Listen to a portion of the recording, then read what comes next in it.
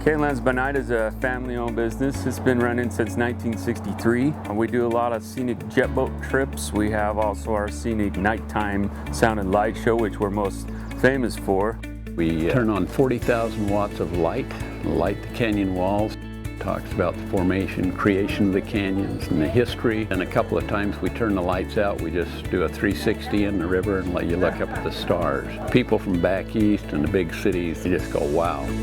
Growing up in Moab, get to grow up on the river and get to meet lots of different people. We get to enjoy sharing our experiences with them, our Dutch oven cowboy dinners.